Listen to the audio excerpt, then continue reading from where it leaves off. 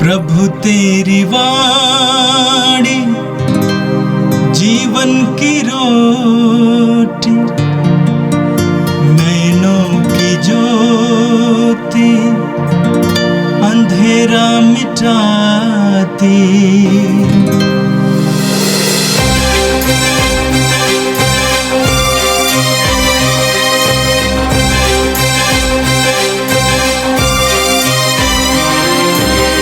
प्रभु तेरी वाणी जीवन की रोटी, नैनों की ज्योति अंधेरा मिटाती। प्रभु तेरी वाणी जीवन की रोटी, नैनों की ज्योति अंधेरा मिटाती। वाणी वाणी वाणी वाणी वाणी पवित्र है, शाश्वत है, जीवन का मन्ना है। 7 अगस्त शनिवार। पहला पाठ विधि विवरण ग्रंथ अध्याय 6 पद संख्या 4 से 13। इज़राइल सुनो, हमारा प्रभु ईश्वर एकमात्र प्रभु है। तुम अपने प्रभु ईश्वर को अपने सारे हृदय, अपनी सारी आत्मा और अपनी सारी शक्ति से प्यार करो। जो शब्द मैं तुम्हें आज सुना रहा हूँ, ये तुम्हारे हृदय पर अंकित रहे। तुम उन्हें अपने पुत्रों को अच्छी तरह सिखाओ। घर में बैठते या राह चलते, शाम को लौटते या सुबह उठते समय उनकी चर्चा किया करो। तुम उन्हें निशानी की तरह अपने हाथ पर और तावीज़ की तरह अपने मस्तक पर बांधे रखो और अपने घरों की चौखट पर, अपने फाटों पर लिख दो।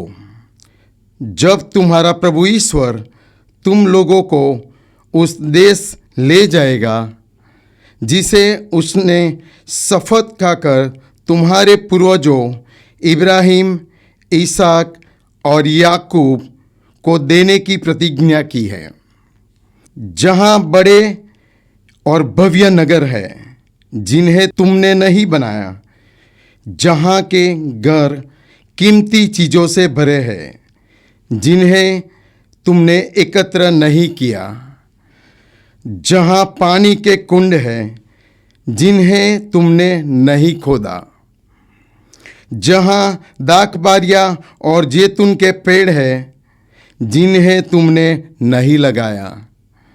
जब तुम वहाँ खाकर तृप्त हो जाओगे तो सावधान रहो और अपने प्रभु ईश्वर को मत भूलो, जो तुम लोगों को मिस्र देश से गुलामी के घर से निकाल कर लाया।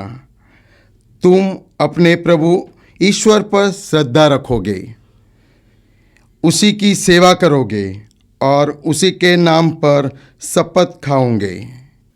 संत मत्ती के अनुसार पवित्र सुसमाचार अध्याय 17 वाक्य संख्या 14 से लेकर 20 तक। जब वे लोग जनसमूह के पास पहुँचे तो एक मनुष्य आया और यीशु के सामने घुटने टेक कर कहने लगा, प्रभु, मेरे बेटे पर दया कीजिए। उसे मृगी का दौरा हुआ करता है। उसकी हालत बहुत खराब है और वह अक्सर आग या पानी में गिर जाता है। मैं उसे आपके शिष्यों के पास लाया, किंतु वे उसे चंगा नहीं कर सके। यीशु ने कहा, रे अल्पविश्वासी और दुष्ट पीढ़ी, मैं कब तक तुम्हारे साथ रहूं? कब तक तुम्हें सहता रहूं? उस लड़के को यहाँ ले आओ। यीशु ने अबदूत को डांटा और वह लड़के से निकल गया। वह लड़का उसी घड़ी चंगा हो गया। इसके बाद शिष्यों ने एकांत में यीशु के पास आकर पूछा, हम लोग उसे क्यों नहीं निकाल सके? यीशु ने उनसे कहा, अपने विश्वास की कमी के कारण। मैं तुमसे कह देता हूँ, यदि तुम्हारा विश्वास राई के दाने के बराबर भी हो और तुम इस पहाड़ से यह कहो, यहाँ से वहाँ तक हट जा, तो वह हट जाएगा और तुम्हारे लिए कुछ भी असंभव नहीं होगा। यह प्रभु का पवित्र सुसमाचार है। क्रिस्त प्रभु की जय। यीशु में मेरे प्रिय भाई और बहनों, आज का पहला पाठ विधि विवरण ग्रंथ से लिया गया है। आज के पहले पाठ के शुरुआती शब्द में हम सुनते हैं जहाँ पर नबी मूसा अपने लोगों से कहता है, सुनो इस्राएल। इसे हम इब्रानी भाषा में शेमा इस्राएल कहते हैं, अर्थात शेमा इस्राएल के द्वारा सारे इस्राएली अपने विश्वास को ईश्वर पर प्रकट करते हैं। शेमा इस्राएल अर्थात यह विश्वास का प्रकटीकरण है, जिसमें हम पढ़ते हैं, इस्राएल सुनो, हमारा प्रभु ईश्वर एकमात्र प्रभु है।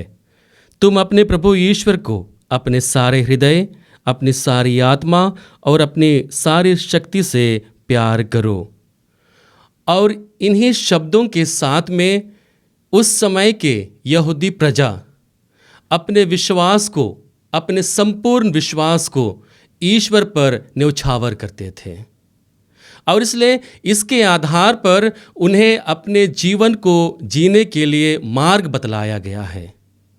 चूँकि उन्हें एक ईश्वर की आज्ञा का पालन करना है और उसी ईश्वर को अपनी सारी आत्मा से, अपनी सारी बुद्धि से और अपनी सारी शक्ति से प्यार करना है। और इसलिए इस्राएलियों को इस नियमों के प्रति वफादार रहने के लिए बुलाया जाता है। वर्तमान समय में भी हर एक यहूदी अपने जीवन में हर एक दिन सुबह और शाम को इस विश्वास के प्रकटीकरण को अर्थात शेमा इस्राएल को प्रत्येक दिन कहते हैं।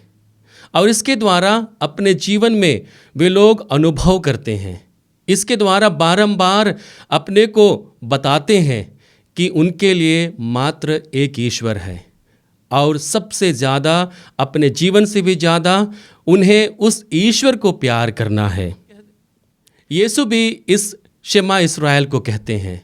हम संत मार्कुस के सुसमाचार अध्याय 12 वाक्य संख्या 27 में पढ़ते हैं, जहाँ पर एक शास्त्री आकर यीशु की परीक्षा लेते हुए उसके सामने एक सवाल करता है कि धर्म ग्रंथ में सबसे बड़ी आज्ञा क्या है, सबसे मुख्य आज्ञा क्या है।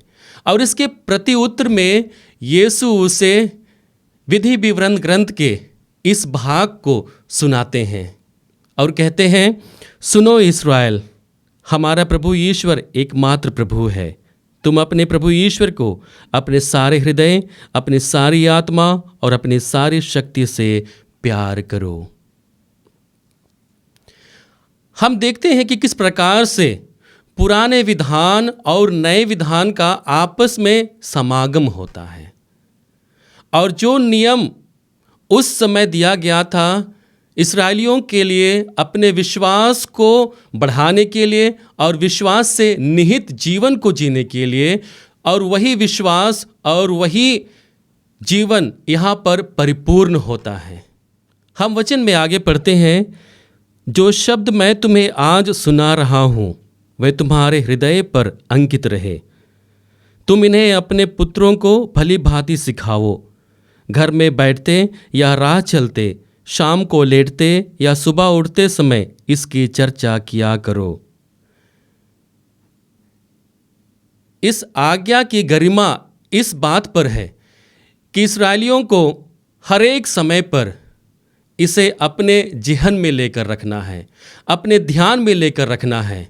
और इसलिए उस समय के यहूदी लोग शेमा इस्राएल को अपने सर पर बांध कर रखते थे। हर एक यहूदियों से यह आशा की जाती थी कि वे लोग शेमा इस्राएल को चर्म पत्र पर लिखें और उसका ताबीज़ बनाकर अपने बाँह पर बांधें, अपने हाथ पर बांधें और उसको हमेशा अपने साथ लगाए रहे। अर्थात ये वचन उनके जीवन में, प्रत्येक दिन के जीवन में घर कर जाना चाहिए या उनका प्रत्येक दिन का जीवन बन जाना चाहिए। और इसके द्वारा उन्हें अपने जीवन को जीने की आवश्यकता है। और इसलिए इसके साथ ही साथ आगे हम वचन में पढ़ते हैं, तुम इन्हें निशानी की तरह अपने हाथ पर और ताबीज की तरह अपने मस्तक पर बांधे रखो और अपने घरों के चौखटों तथा अपने फाटकों पर लिख दो। यहाँ पर मूसा उन्हें बताते हैं कि इस आज्ञा से जुड़े रहने के लिए हर जगह जीवन के हर एक पहलुओं में उन्हें इस आज्ञा का पालन करने की ज़रूरत है। इसलिए उन्हें ताबीज़ बनाकर अपने साथ, अपने माथे पर, अपने हाथ पर बांध कर रखना है, अपने दरवाजे के चौखटों पर रखना है और इसके साथ ही साथ नगर के प्रवेश द्वार पर भी इसे लिख कर रखना है, ताकि जो कोई भी आए सबसे पहले वे लोग ईश्वर की आज्ञा को देखें, अपने विश्वास को ईश्वर के लिए प्रकट कर पाए। आज के सुसमाचार में हम लोग देखते हैं कि यीशु अपने शिष्यों के अल्प विश्वास के लिए उन्हें फटकारते हैं।